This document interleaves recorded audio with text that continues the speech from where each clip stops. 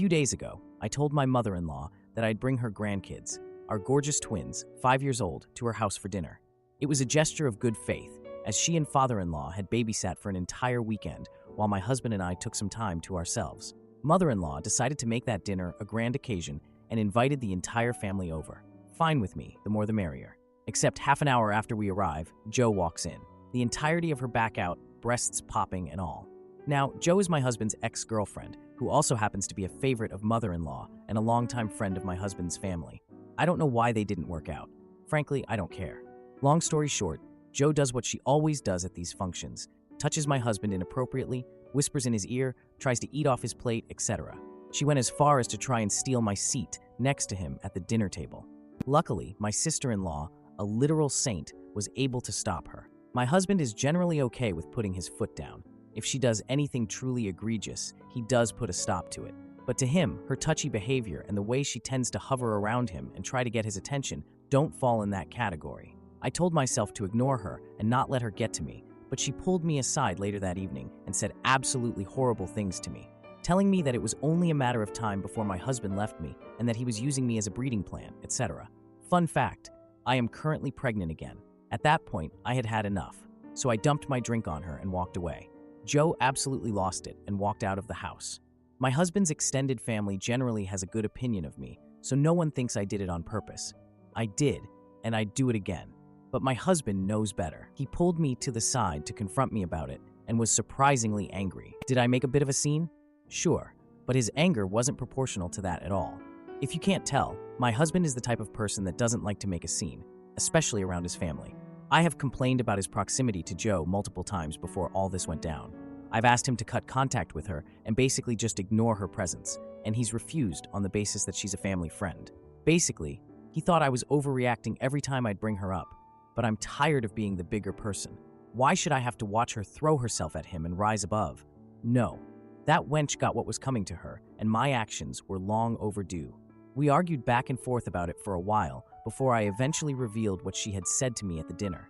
He understood my anger at that point, but I don't think it should have even gotten that far for him to understand why I don't want her around. The fact that he'd trust the character of an ex over his wife of 10 plus years and the mother of his children is baffling and incredibly hurtful. I explained this to him, and he adamantly disagrees and gives excuses. So now we're here. My husband thinks I should have brought up what she said from the beginning. To me, this issue isn't what she said in and of itself, but her behavior as a whole. As a disclaimer, I know my husband is not cheating on me with this woman. We spend every waking second either together or with the kids. He wouldn't have time to. I trust him completely as well. It just bothers me how comfortable and desperate that woman is. Mother-in-law loves her, and Jo can do no wrong in her eyes, so I suppose that's where she gets the confidence from. That aside, I don't understand why he allows her to come near him in the first place. Am I the jerk? Now for the 3-week update. I wanted to post this in relationship advice, but it got deleted, so I'm back here. This really is not an Am I the Idiot post. I'm desperate for advice or ways to fix this once and for all, if you have any. There is a bit of backstory to this situation. A lot of it is covered in a previous post of mine to this sub. Although I think that post is quite funny as I read it back, I'll sum it up if you don't feel like going back to read. For context, both my husband and I have been married for about a decade. I am currently pregnant with our third kid, my last pregnancy yielding 2 gorgeous girls that I absolutely adore. Now the brief summary. A month and change ago, my husband and I took the kids to his mom's house for a family dinner. This happens every so often, and every single time, my husband's ex Jo is invited by mother-in-law. And every single time, without fail, she crosses boundaries with my husband that I'm sure would ring code red alarm bells in any other person's head. My husband does not fully entertain her advances, but he doesn't suppress them fully either. At least, not in the way I think he should. In private, Jo is extremely catty towards me. It's as if her entire vibe is copy and pasted from Mean Girls. But she and mother-in-law get along great, and the rest of the family likes her as well. I've been dealing with this on the chin for some time, but at that last gathering, I snapped and accidentally tipped my wine glass over her inappropriate dress after she said incredibly cruel things to me. My husband got mad at me for making a scene in front of his family, and we left shortly after. Summary over. I ended up showing my husband the comments and PMs I got from my post a couple days after, which were largely against him. I didn't anticipate it swaying his opinion much, and it didn't. In fact, it made the situation worse. He didn't like the overwhelming majority of comments claiming that he liked the attention and thought I embellished details about Joanna's behavior in the post. I did not, and in many cases I downplayed just how crazy some of her actions are. I asked him if his mom even liked me, and he didn't even respond to the question. He looked at me, and we sat in silence for a full minute. Many people under my previous post said I was crazy if I thought mother-in-law would invite my husband's ex to dinner with his wife and kids there, as a show of respect and goodwill. Call me crazy, but I bought into the whole "she's a family friend" crap and continually let it slide. I cried non-stop for days after our conversation. Maybe I'm an idiot and I should have seen the signs, but I genuinely thought my mother-in-law and I had a decent relationship, especially now that I have the twins. There was some stuff that happened early on in my husband and I's relationship that caused some discord, but I thought we had moved past it all. Clearly not. I think it's much more likely that she likes her grandkids and just tolerates the vessel that produced them. Hubby and I stood at somewhat of an impasse for a week after. I'm very loving by nature, but I've just about had it with this situation, so I was irritable, quiet, just a complete 180 from my usual self. We talked again, and he said he'd try to be more assertive with Joe.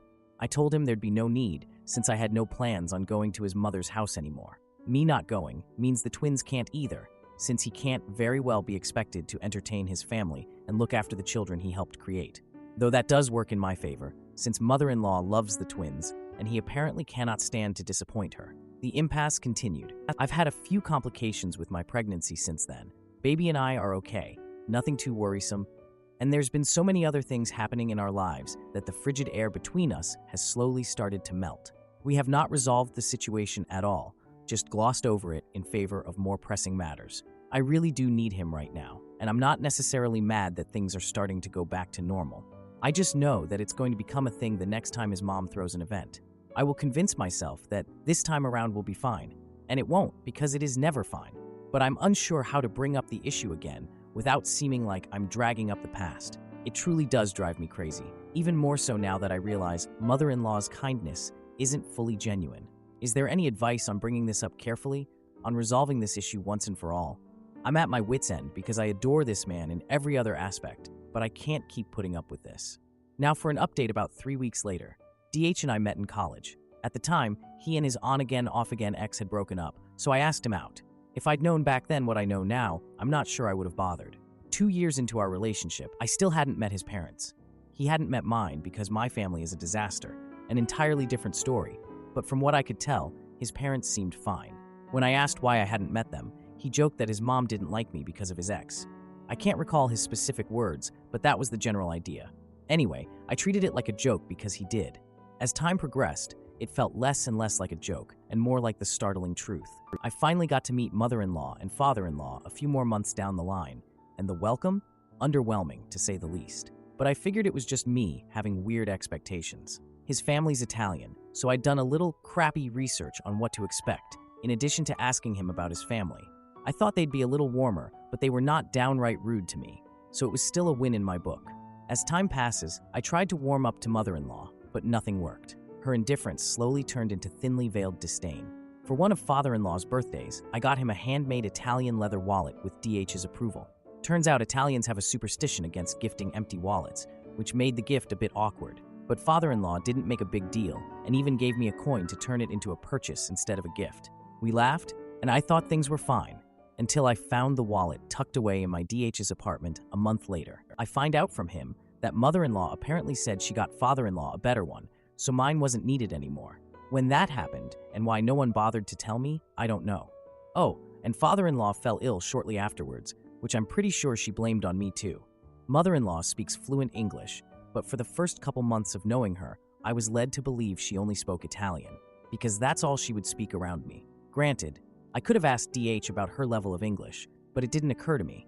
I assumed one would speak English around company that didn't speak their native language if they had the ability to. Imagine my shock hearing him speak fluent English for the first time. Not to me, can't remember the context, but still, what the frick? And don't get me started on wedding planning, an absolute nightmare. Mother-in-law nitpicked everything. We had a smaller budget, largely due to me, and she made sure I felt lesser for it. She had mentioned wanting to be involved, and she and father-in-law were footing most of the costs, so I said yes. My bridesmaids helped deal with her, but eventually, I cut her out of the planning entirely because having her around was starting to suck the life out of me. She also made a big deal about my parents not attending or paying for a portion of the wedding. My family and I were completely estranged at the time, and she didn't quite seem to like that either. She'd rant in Italian, and while I didn't understand much, I knew she was shoot-talking me. Oh, and she's a classic mama's boy enabler. They infantilized DH growing up, and there was a time when we couldn't buy groceries without her input. He's her golden boy. I've heard her refer to him as her miracle child. She has not had difficulty conceiving that I know of, but he is the only boy she gave birth to. When friction would rise between mother-in-law and I, he'd try to keep the peace, but still took her side in many situations. He only stood firm when she insulted my upbringing or tried to make me feel unworthy of marrying DH. Both things I appreciated immensely because those are sore subjects, but I wish he'd done more at times. He isn't blameless in this either, but this post isn't really about him. Suffice to say, I have many a story of how shitty and cold mother-in-law would be towards me. But then I got pregnant, and her attitude did a complete 180. Suddenly, she was offering to babysit, cook meals, knit clothes, etc. She even kissed me on both cheeks when she came to see us after labor. This woman had never voluntarily touched me before this point, I don't think. We started cooking together, and she taught me family recipes and some niche Italian phrases commonly used in the village their family is from. Dare I say we bonded. I thought we'd finally gotten past whatever the initial problem was. Maybe having kids with her son was enough to prove that I was here to stay, so she decided to warm up to me. I don't know. I had no close maternal figures in my life. NC with my narcissistic mom since college and hardly any contact with my grandmothers, so this felt incredibly cathartic. I wasn't racing to tell her my secrets or confide in her, but toying with the idea that we might be able to build up to that point made me happy. I had postpartum depression after the twins, and having her around to help was a godsend. I was hesitant at first, but she proved herself to be beyond trustworthy, and my husband and I were absolutely exhausted. I love my gorgeous girls, but 2 kids at once made me the bitchiest I've ever been. My stress levels were through the roof between feeding, nursing, changing, burping, soothing, etc. My husband was equally exhausted, and just when we would feel hopeless, mother-in-law would offer to come over, let us sleep, eat, go out, just do whatever we needed to recharge. We would talk, usually about the kids, but I just felt excited that she wanted to hold conversation with me. In the past, she hadn't bothered. If she called, it was her son's phone, and they'd speak, and then she'd hang up. But suddenly she was asking to speak to me as well. There was something extremely validating about it all, and I was happy to put the past to bed in favor of this new change. I recently realized that my mother-in-law never respected me or my relationship with her son. For the past decade, she has been inviting my husband's ex to family gatherings and ignoring her blatant advances on him. She was introduced as a family friend, so I thought nothing of it initially. As my relationship with my mother-in-law improved, I assumed any malice she showed toward me would naturally fade. She had been inviting my husband's ex to family events before I gave birth and continued to do so afterward. I made the assumption that because it continued, it couldn't have been in bad taste. We had gotten past our bad blood, so if she was still inviting my husband's ex, it couldn't have been with bad intent, or so I thought. But after reflecting on my situation, I realized that I was naive about everything. A few weeks ago, I came across a post of a man criticizing his mom for treating her daughter-in-law poorly and then changing once she gave birth to her grandchildren. It clicked for me. That's exactly what happened to me. My mother-in-law's kindness may never have been genuine towards me. Rather, her love for her grandchildren outweighed any disdain she held towards me. She wasn't warming up to me at all. She was tolerating my presence to have access to my kids. Needless to say, I feel crushed. I truly thought my mother-in-law was in my corner. The past 5 years felt healing because of our relationship. I've never had a sustained, genuine relationship with an older woman before this, and finding out it was all fake is numbing. I feel so stupid, which is saying quite a bit, considering I didn't think feeling like more of an idiot was possible for me right now. I wonder how starved for attention I must be to have missed such clear signs. Grieving a relationship that only existed on my end is hard, and coming to terms with my own lack of awareness and disillusionment has been a battle. I feel pathetic because how did I not realize? Now, thoughts flood my mind of what she's been telling my children when she's with them, and whether or not extended family is in on it as well. I've been a mess. There's certainly many layers to this situation, but this one hurts more than I thought it would. I'm going to stop here because I've already written enough, but I am more than going through it. Am I the idiot for choosing my own happiness over my husband's insecurity and walking away from a toxic marriage? My husband and I have been together for 16 years. We have 2 kids. It's mostly been a good relationship, with normal ebbs and flows. The past year has been pretty difficult on my end, and I think I've reached my breaking point. I just want to make it clear before I start that my husband is a good man, and I do love him. I've been a stay-at-home mom for most of our marriage. It was out of necessity rather than desire on my part. My husband was working at building his business, and we needed the flexibility of me being home. I had a job I loved, but I didn't make much, and it just made sense at the time. I also homeschool our children because it works well for us. I did all the normal stay-at-home mom stuff: dinner, cleaning, laundry, bills, etc. He did help when needed and was never resentful of it. He worked very long hours and lots of weekends, but I supported him because owning his own business was his dream. About 3 years ago, I started to feel some fatigue from being the primary caregiver of our children. I wanted more, and our business was pretty stable, so we agreed that I'd go back to school. Our children are old enough now that schooling them is less hands-on, so again, it made sense. I graduated with my 2-year degree last year and started nursing school shortly thereafter. This is when things started to get rough. Nursing school is a total time suck. It requires so much time and so much energy. We discussed the shifting of responsibility and how difficult this was going to be on all of us, and he said he was supportive. He started making snide comments about things he was doing at home, things I had always taken care of, things that I guess he just didn't realize I did. I tried to communicate with him, see what could be done to make things easier on him for this transition. He is not a good communicator though, so I didn't push, a mistake on my part. The comments started getting more frequent and meaner. We've never been mean to each other. It's just not how we fight, or rather, hasn't been how we fight. He started getting resentful of the time I was up at school or volunteering. I do volunteer quite a bit. Summer came, and I thought things would get better. I got a job where I work a few days a week from 7 to 7. I love my job so much, and it's really nice to finally be able to contribute to our income. It's really empowering. Over the past few months, I've become a lot more independent. Historically, I've needed my husband a lot. I had some really serious depression after our kids, and I couldn't do much without him, like go to the doctor or grocery shop or whatever.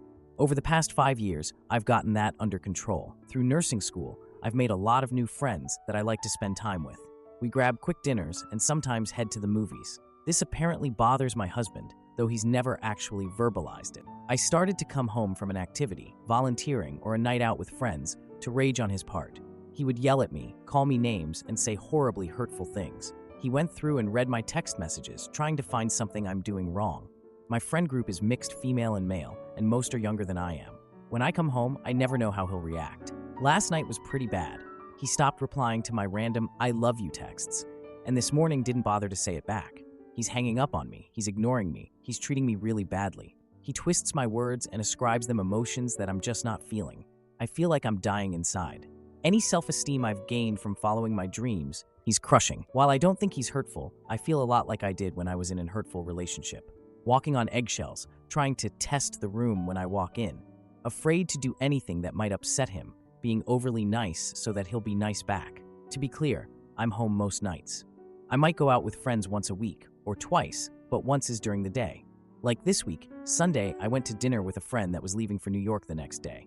I was gone, 2 hours. Monday I was home. Tuesday I was working all day, then went up to the school for midnight registration. Wednesday is my weekly volunteer day, and whoever is volunteering goes out for food after for about an hour. Today I'm working a short shift. Tomorrow, Saturday, and Sunday I'm home. I'm just done. I'm so tired of feeling badly about myself, like I'm doing something wrong. I've tried to talk about all of this 1,000 times. I never fight back when he's yelling at me or calling me names. I've suggested counseling. I'm going to therapy myself, but he's not interested. The problem is, I don't want my marriage to be over. I love him, and I promised him forever. I don't break my promises. I just want things to go back to where they were a year ago. I need help. Thanks in advance. Now for the 11-month update. While my original post didn't get a ton of feedback, I thought I'd update. About a month after I posted, I asked him for a separation. He agreed. I moved out, and I've got my own place now. I thought maybe moving out would be the wake-up call that was needed to save the marriage, but it wasn't. However, it turned out to be the best thing for all of us. We share custody of our children, and they transitioned to public school and are doing very, very well. I'm doing pretty well too. It's been hard, and there have been a lot of ups and downs, but it's been worth it. We're all so much happier now, and my ex and I are working really well together to co-parent our kids, and we're even friends. We'll always be there for each other, but we're better off apart. Not the happy ending that I was hoping for, but a happy ending nonetheless. Am I the idiot for refusing to pay for my friend's extravagant party after she charged it to my credit card without asking? So here's the thing. Me, female 28, and Anna, female 28, have been best friends since forever. Like, we grew up together, went through school, first breakups, everything. Naturally, when she had her baby, I was thrilled for her. I even helped plan the baby shower and got super involved in her life as a new mom. But recently, things have gotten weird. Anna's son turned 1 last weekend, and she wanted to throw a huge party. I'm talking over the top. Rented venue, professional catering, decorations, the whole shebang. Now, I thought we were just going to have a nice little family and friends thing, but nope. Anna had a vision. Fine, no biggie. I figured she could do whatever made her happy for her son's big day. Fast forward to a week before the party. Anna starts hinting that she's a little stressed about costs and how tight things are right now. I get it. Having a baby is expensive, but she kept bringing it up in every conversation. I offered to help with decorations or pick up some snacks, but she waved it off, saying she had everything under control.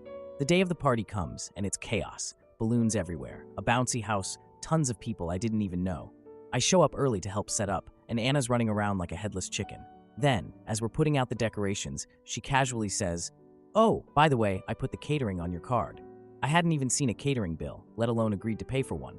What do you mean you put it on my card?" I asked, trying to stay calm. She looked at me like I was being dramatic and goes, "Yeah, you know I've been struggling. I figured you wouldn't mind covering it, and I'll pay you back later." Excuse me? First of all, I never once said she could use my card. And second, I had no clue how much this catering even cost. When I asked, she shrugged and said, "Only about $500. It's not a big deal." $500. For food I didn't even order or agree to pay for. I told her no way. I wasn't paying for something she never asked permission for. And frankly, I didn't have that kind of money just lying around. She acted all shocked and hurt, saying I was being selfish and how it was her son's first birthday, as if I'm supposed to go into debt for a party I didn't even throw. We had a massive argument in front of some of her other friends, and I ended up leaving early. Later that night, she blew up my phone with texts saying I ruined her son's day, that I was being a terrible friend, and how I didn't understand how hard things are for her right now. I just couldn't believe the audacity. After everything, I blocked her. I couldn't deal with the guilt tripping, especially over something so ridiculous. Now, some mutual friends have reached out, saying I was too harsh and that I should have just helped her out because she's struggling. But I feel like she crossed a line. You don't just throw someone's money into your plans without asking them, right? So, am I the bad guy for blocking her?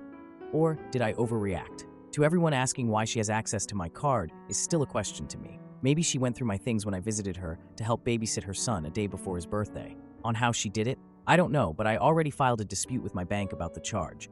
I will be checking my card to see if there are any other things she purchased using my card. I really can't imagine that she could do this to me. Now for a few comments. Petrograd Sui said, "That's fraud. Also, if one is struggling, one doesn't spend $500 on a 1-year-old's birthday party. Your former friend is ridiculous." Nocent Bystander added, $500 or more is grand theft, which is a felony. Throwaway 420-2021 asked, "The audacity of some people. Quick question. Why would your friend have your card to begin with? That struck me as odd." To which I replied, "That is the question I was asking myself as well. I was so caught up in the moment that it didn't hit me on how she had access to my card number." Samarkand 457 suggested, "I think a trip to the credit bureaus is in order." Now for the update 4 hours later. I never expected this to blow up. Thank you all for your advice. I have already filed a dispute with my credit card company. I also told her parents about the incident, and they were shocked by her behavior. They said they would talk to her. I figured they already did because after I told them what happened, she stormed over to my house, ranting about why I was making such a big deal by telling her parents and reminding me that we've been best friends who literally grew up together. I explained where she went wrong, but instead of taking accountability, she accused me of being selfish. She clearly isn't in the right mind. I don't know if she's experiencing postpartum issues, but I'm not going to tolerate this kind of treatment. I also told her that if she didn't stop harassing me over a problem she created, I will file a restraining order. As for the money she used, I've decided to follow your advice and press charges, so she can, hopefully, learn her lesson. For those doubting if this story is real, I wish it wasn't. Not only was my trust shattered, but so was my heart. Now for a few more comments. Oxycray of Sunshine said, "Your ex-friend sounds entitled AF. You may want to seriously consider canceling the card she used and getting a new one issued. I know it's a pain, but you never know if she'll use it again to be petty. You're still not the bad guy, but it sounds like you could use some better friends." Booty Nicholas agreed. "I totally agree. I'm positive that if she has a chance again, she'll still use your card. I'll advise she gets a new card instead." Pride of Cape Town added, "I vote for a new card too. And just in case any mutual friends try and give you grief for not letting the thief get away with her crime, you should tell them to put their money where their mouth is and contribute their own cash."